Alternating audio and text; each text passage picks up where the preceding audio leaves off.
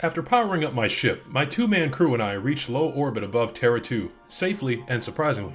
Ada alerts me of an incoming communication from Phineas Wells. Due to our mutual circumstances, I get the feeling he has nothing better to do right now other than bother me, so I accept the call. Aha, there you are, hale and hearty, and captain of your own ship. He then asks a question that no doctor has ever asked me. Experiencing any, unnatural drippage? He rattles on for a bit longer before informing me of the next course of action. He wants me to head to Stellar Bay, located on the desolate planet Monarch. Phineas has some contacts there who can assist us in procuring more of the substance he needs to revive the rest of the colonists aboard the Hope. I assume since Monarch is a very dangerous and mostly deserted planet, allowing just anybody to reach it would be disastrous. Hence, we first need to find a nav key for the Unreliable so we can land at safe coordinates once we head down there. According to Phineas, I can obtain a nav key from Gladys Kokeli, a smuggler who has set up shop aboard the Groundbreaker. Think of the Groundbreaker as neutral territory for all kinds, be they criminals or corporations.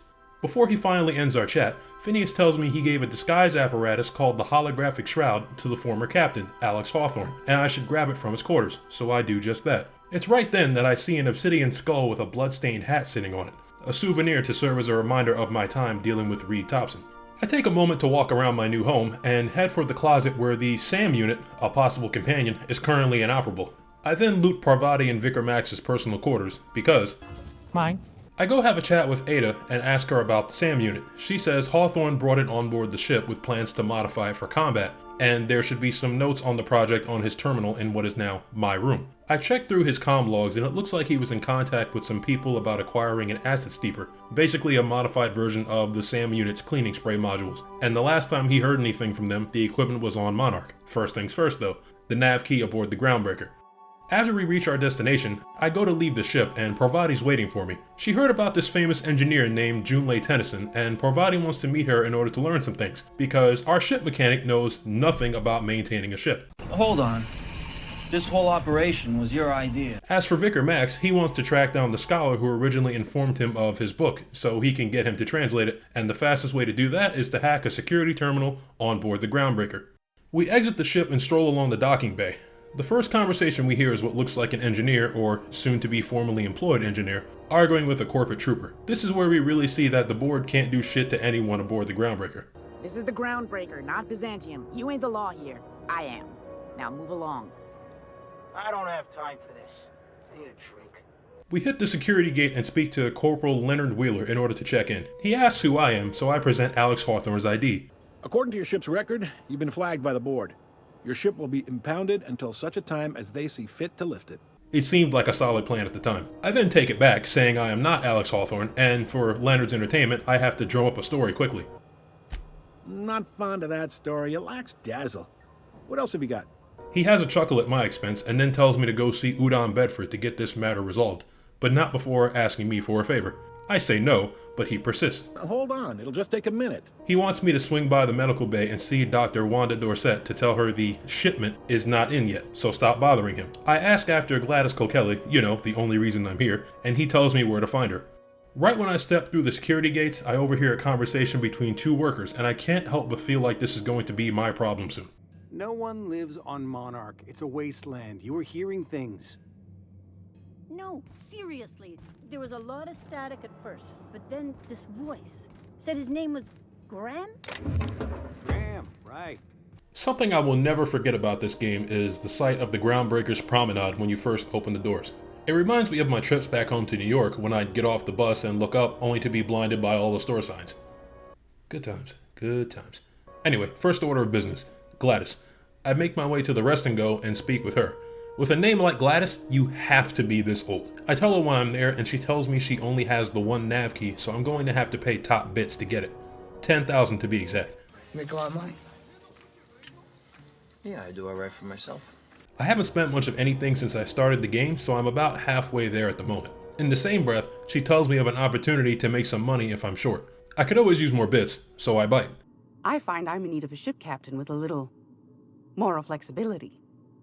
Might be this could help out the Groundbreaker, as well as earn some bits. But if you've got qualms... I have no qualms, so she fills me in on the details.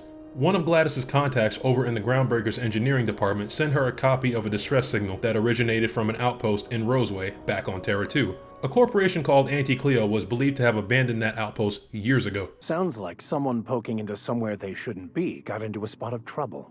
Comm centers don't operate themselves, Captain. Someone had to have sent that distress call manually. Mystery and danger aside, bits are bits, so I agree to go check it out. Gladys knows there have to be some corporate secrets down there, so she makes it clear she will pay handsomely for any significant research I bring back. After I end the conversation, I level up, which now puts me at level 8. After careful consideration of what's to come, I toss the skill points into the dialogue category and unlock the Strider perk to increase my walk speed, because I recall some stealth sections I'm going to have to do soon, and this will help. With my main business taken care of at the moment, I walk around the promenade to get reacquainted with the shops. The first shop is manned by Martin Callahan, dressed as the Spacer's Choice mascot, and, much like Spacer's Choice, he is spectacularly underwhelming. But I don't think I'm allowed to leave Groundbreaker. Or this stall. Much like you'd probably want to, I had to ask about the hat. I'm bound to satisfy headgear-related inquiries. Please send any complaints to our Consumer Care Headwear Division. But he somehow geniusly dodges the question each time I press my inquiry. I can see all of the top-quality merchandise in the Spacer's Choice catalog, which is available here at a reasonable price. I guess a lot of other people wanted to know about this guy as well, because when I ended the conversation with Martin, there was a crowd watching us. Right next door is the medical bay, so I stop in to look for Dr. Wanda Dorset, only to find Dr. Ellie Fenhill making a scene at the front desk. Please don't make a scene, Dr. Fenhill. I decided I'll come back later. I am not making a scene.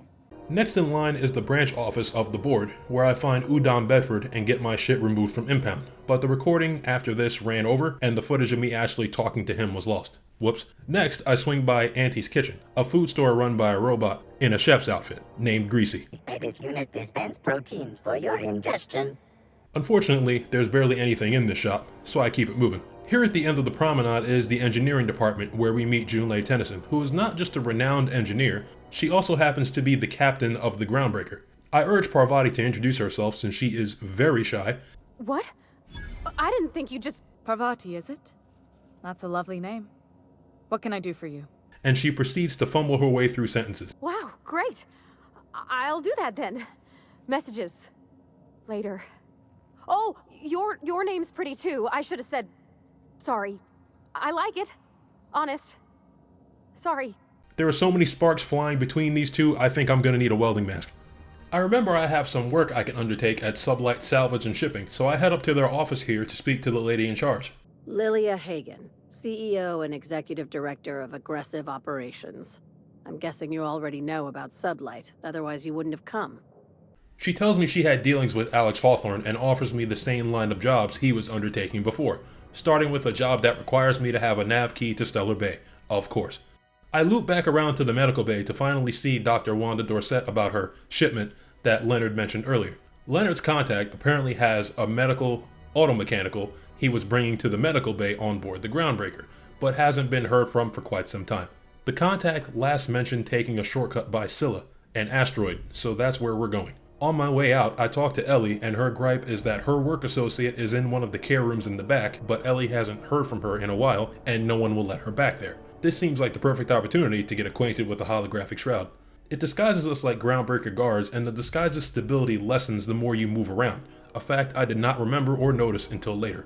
I managed to sneak back to where Ellie's friend Jessie is, and she's not sick. Long story short, she owes the board money and can't afford to pay due to a botched heist. She swears she was being followed by a debt collector, so her plan was to fake an illness and hide out in the medical bay. I personally don't care, but I still agree to help her because Ellie is a possible companion. I go back to speak to Udon Bedford at the board office, persuade him on Jessie's behalf. That's not unreasonable. And we come to an agreement. Jessie is not thrilled, but who cares? We got Ellie and I leveled up. I dump my skill points into the range category because my gunplay could use some extra oomph, and then I make sure Ellie's companion settings and perks are good to go. I know we've been doing a lot of talking and not a lot of shooting yet, but we've got one last stop. Belle Everson, the weapons dealer who featured in the breakdown I did for this game. She even had a quick dialogue with Ellie, which I have never had the privilege of seeing before. Ellie, my, but it's been a while. How's that whisper muzzle working out for you? I sold it. Didn't seem to make me any quieter. That mod was for your gun, not your smart mouth. On my way to leave the Groundbreaker, I stopped by the security office to find that terminal for Vicar Max. only my hacking skill is not high enough to access the room it's in, so I'll have to come back later.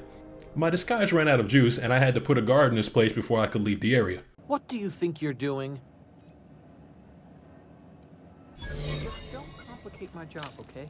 Finally, I am on my way off the groundbreaker to head to Scylla, and Felix, the same guy who was getting chewed out when we first got here, is parked in front of my ship with an awful lot of luggage. I hope he doesn't think he's going anywhere. Gotta hand it to you, boss. That's a fine-looking ship. Only thing it's missing is me. Son of a bitch. I hassle him with an interview.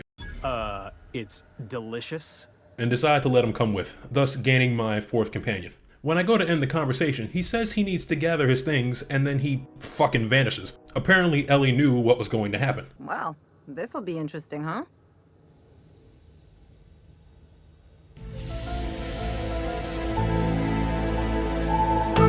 Once on board the ship, Ada plays the distress transmission we got from Gladys. Beginning playback now. There's viscera and death everywhere. Gunfire, gnashing teeth. The unemployed. Distress signals are required under corporate protocol to list key personnel for retrieval in an emergency, and Ada reads off the names. But we'll worry about them later because it's been a long day and I am exhausted. I eat, sleep, and prep for the trip to Scylla to find the shipment for Dr. Dorset. We travel to low orbit above Scylla, and I take mental stock of what quests I currently have to complete. One of those requires me to chat with Parvati, so I go find her. Hey, Captain. Can I get your temperature on something real quick? Junlei and Parvati have been messaging each other because, of course, and Junlei's messages strike Parvati as the romantic kind, because of course. The most recent message, however, throws Parvati's head into panic mode. Let's see here. Talking about old friends, got to thinking... Isabel. Who's Isabel? Junlei makes mention of Isabel, a woman we can agree she was most likely involved with at some point, but Parvati is obsessing over how recent that involvement was. As I'm sure a lot of us have experienced, when you like someone, you overthink every single interaction or exchange with the person you're pursuing, and it can take a mental toll on you. So Parvati asks me to accompany her to the bar on the groundbreaker. I say sure, next time we're there, because right now, I have a shipment to find. Once my boots hit ground, I scout the locale a bit and remember that Scylla was crawling with outlaws, primals, and automechanicals. The upside to this is I am now finally the only life I have to be responsible for when I'm out here working, so the only skull I have to worry about getting beamed with a bullet or a boulder is my own.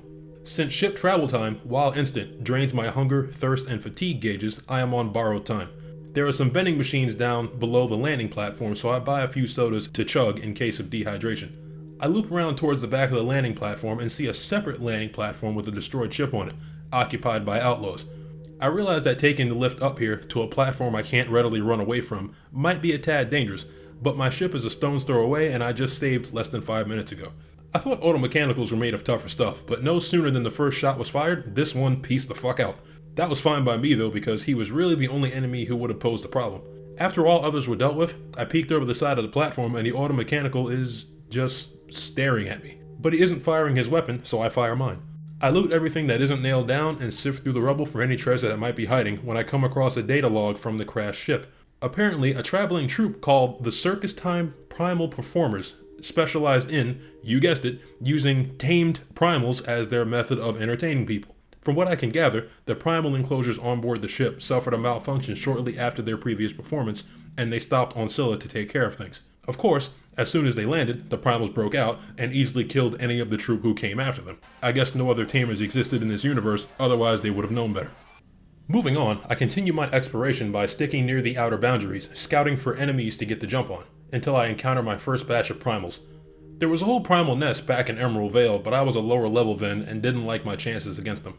Smaller primals like to throw rocks at you or bum rush you. If they can't close the distance on foot, they burrow underground and pop up, usually outside your peripheral vision. Fortunately, as long as you remain aware of how many you're fighting at the time, it's pretty easy to sidestep them.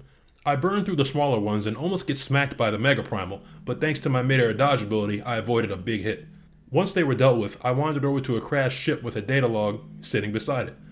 The ship was shot up by outlaws, and the captain set the ship down with hopes of talking his way out of the situation.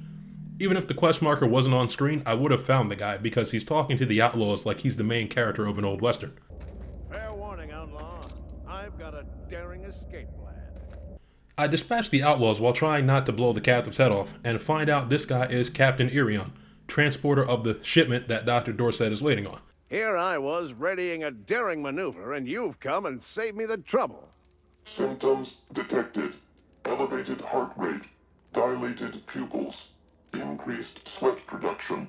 Subject appears to be terrified. I tell him that Wanda sent me. He complains that I'm only delaying him even more now, and we go our separate ways. Give Wanda my chilliest regards. I noticed I was about to level up, so I capped some nearby primals and hit level 10, tossing my skill points into stealth to up my hacking capabilities, and taking the Slow the World perk to increase my tactical time dilation gauge by 25%. I continue scouring Scylla for loot on the ground or loot in people's pockets, fuck with some more primals, and I eventually come across a cave with a damaged hover mechanical in the company of a group of sprats.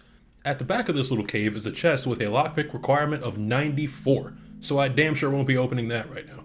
I loot whatever's loose on the ground, and the mechanical says nothing when I try to talk to it, so I take off. I shoot some more primals, then shoot some more automechanicals, and wind up in a tiny encampment that I believe is part of Vicar Max's companion quest line much later on, but right now it's deserted and mostly locked up, except for this building with a safe that's hiding a science weapon, the Mandibular Rearranger. Science weapons are guns or tools that produce certain wild effects, and there are 5 total in the game. Unfortunately, without certain perks or any workbench upgrades, their damage is quite low, so I'll stash this when we return to the ship. I leave that little encampment, continuing my walk of this area's boundaries, and I come across yet another cave with another group of sprats and another automechanical. Fortunately, this mechanical can talk. Unfortunately, since he's a prospecting drone, all he really says is he was told to excavate, so he's going to keep excavating. Current active commands. Excavation. That is all? I take the food from the cave since he doesn't need it, exit the cave, shoot some more primals, and finally return to the ship. Ada informs me that Felix and Max are arguing upstairs, and oddly enough, it's an argument about sports, and I'm just as clueless with tossball as I am with any real-world sport. Since when? Since the Rangers decided their 8th back should stay in the Wednesday zone. Come on, Felix. The Rangers threw that game. Were we listening to the same game? The Rangers were robbed. The Hammers had the judges in their pockets. Teams that play poorly deserve to lose. I head back to my quarters to stash the science weapon and check through Hawthorne's terminal for any mentions of the whereabouts of the remaining 4 science weapons that I need to find. After all the work I did today, however, I could use a drink, so I take a power nap, eat, and bring Parvati with me to the bar on board the Groundbreaker. Okay, so what are we drinking? You're the expert? Parvati has never had a drop of alcohol in her life, so as a good friend, I tell her to try whiskey. Bottoms up. Oh, no, it's good. I'm fine. I just didn't expect it to taste like... Oh, propellant. Oh, stars, I can feel it settling. We get to talking and Parvati resumes with her dilemma, what to do about Junlei, going over all the talks she's had with her and trying to figure out if she should make a move or not. I use persuasion to convince her to finally go for it, and she agrees. Okay, I'm gonna do it. Right when we get back to the ship. I mean, probably. Eventually. On our way back to the ship, I head over to the medical bay to see Dr. Dorset, and she thanks me for my assistance with the medic robot. I can't thank you enough. Back on board the Unreliable, I check in with Parvati again, and she informs me that her and Junlei will be going on an actual date soon. Finally. With all current matters settled, I have Ada take us to Roseway on Terra 2. My mission here is to investigate the distress signal and determine the whereabouts of 3 key corporate personnel: Anton Crane, Vaughn Cortez, and Orson Shaw. Additionally, we have to find some corporate secrets from Auntie Cleo's dealings in Roseway in order to sell them to Gladys, and afford a nav key to get us to Stellar Bay on the planet Monarch. Roseway is a nice change from Emerald Vale. It's much more colorful and the forestry is much more lush.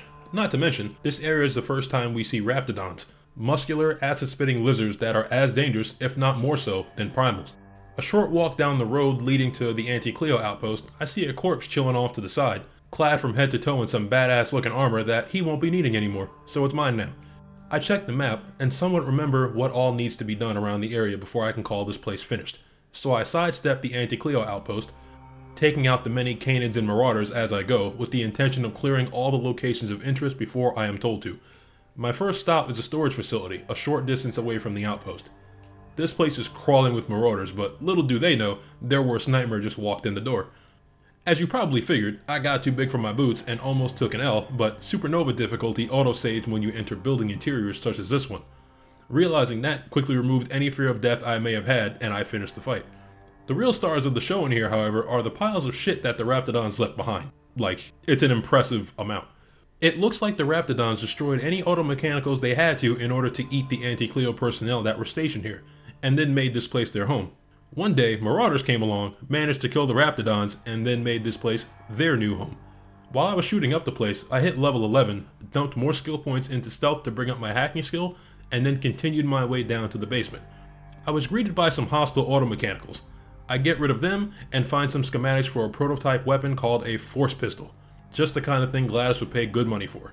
My work here is done, so I leave the storage facility and hit the outside workbench to upgrade my gun, since I have not done so since we left Emerald Vale. I even made the switch to a TNL plasma rifle with a mid-range scope on it. It's not stronger than the plasma rifle I had originally, but it fires a whole lot faster. I decided to do the smart thing now and walk around to the other locations I still have to clear, just to mark them on my map. Then I head back to the Unreliable to eat, drink, and what the fuck? Didn't I request no more fertilizer shipments be brought on board? Who keeps ordering these? Anyway, once I'm rested and fed, I head back out to Antibiotics Lab 0013. There are a whole lot of chests to lockpick and bodies to loot. Between me and those, however, are some Raptidons. I know the bigger ones like to charge at their prey, so I position myself wherever I'd have the longest time to damage them before they reach me, and, since my assault rifle still does shock damage, it even stuns them a bit. I loot and kill my way around here until I reach a back room with a frightened Anti-Cleo worker named Jameson screaming for help. I go to talk to him, and somehow, some way, he recognizes me as the guy from the Emerald Vale fiasco. While it is nice to be recognized, I have other shit to do, so I tell him to head back to the outpost, and he thanks me for clearing the way. Moving right along, I make my way to Antibiotics Secret Lab 0027.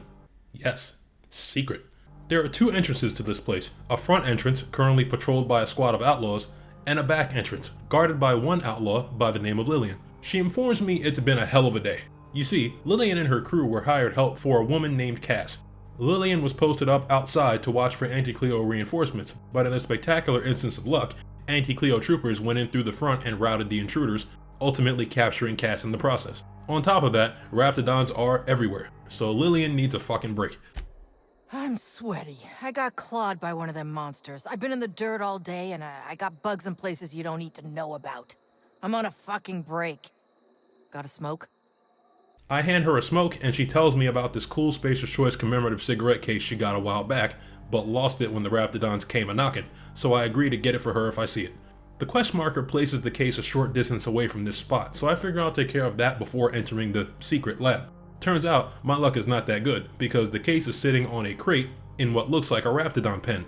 It occurs to me, the Raptidons didn't just attack one day, they were most likely rounded up and kept in captivity as test subjects for whatever Anti-Cleo scientists were up to, until they broke out of containment and ate everybody. When I passed by the outside of the Anti-Cleo outpost, the entry roads were littered with the corpses of Cleo troopers and Raptidons, so that makes more sense now. Anyway, I noticed there are landmines in the road leading to the Raptidon pen, so I figured I should start the fight with those landmines in between me and those hungry boys. The number of landmines was not enough to put a dent in the Raptidons' numbers, so I entered TTD and crippled any of the close ones by shooting them in the legs or blinding them, giving me enough time to finish them off before they finish me. With them out of the way, I nabbed the cigarette case and hop back over to Lillian to complete this quest. Now, on to the secret lab.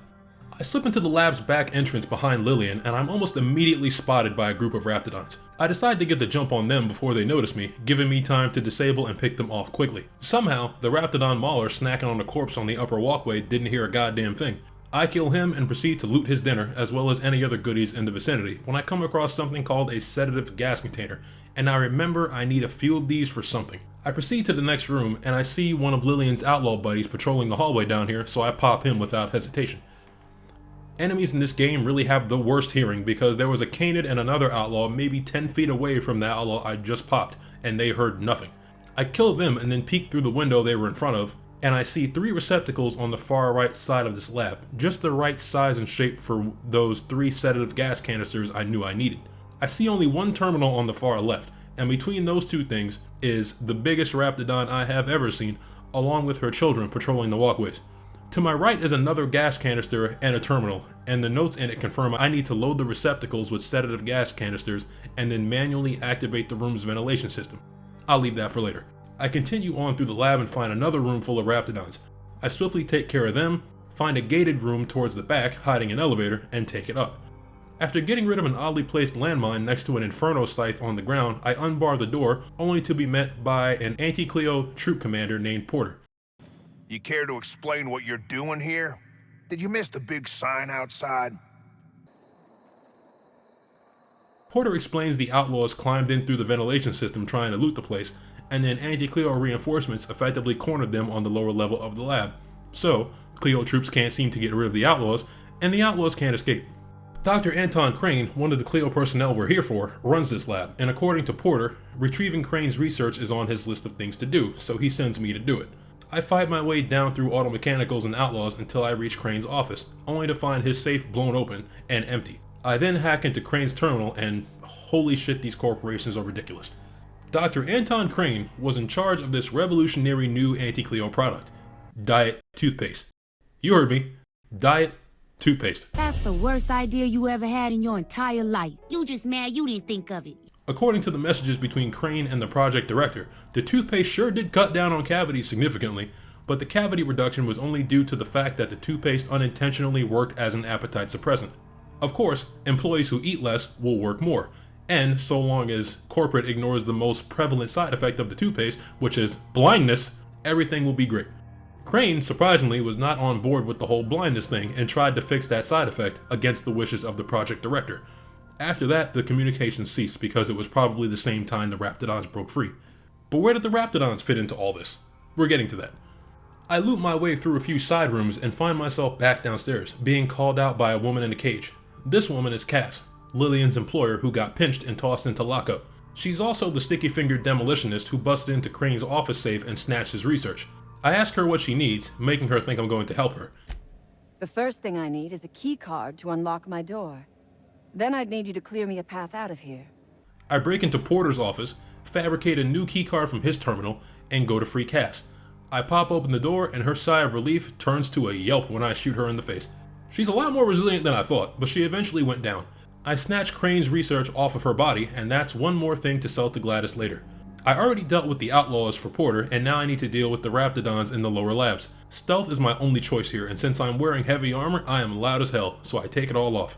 I just barely made it to and from the sedative gas receptacles before a Raptidon spotted me, so I made a mad crouch dash to the terminal at the other end of the lab and flipped the switch to put these boys to sleep, and that counts as quest complete.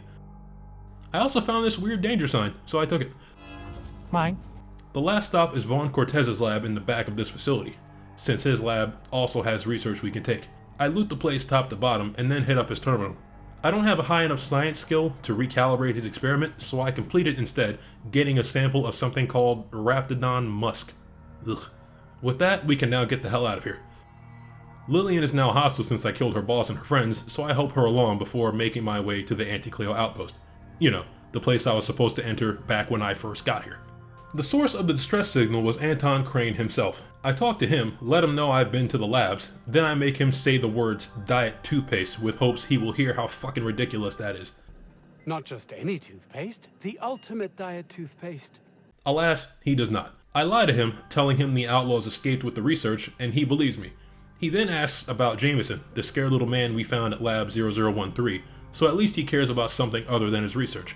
On my way out, I remember something being done at this Roseway luxury apartments building towards the back of the outpost, only to find Vaughn Cortez in the flesh. His research involved capturing and dissecting Raptidons in order to extract their ridiculously potent pheromones and use it to make cologne, to attract women. I sell him the only sample I produced from his lab, and he insists he isn't going to use it on himself, but he's totally going to use it on himself. Only for testing purposes. Quality control. You would, right?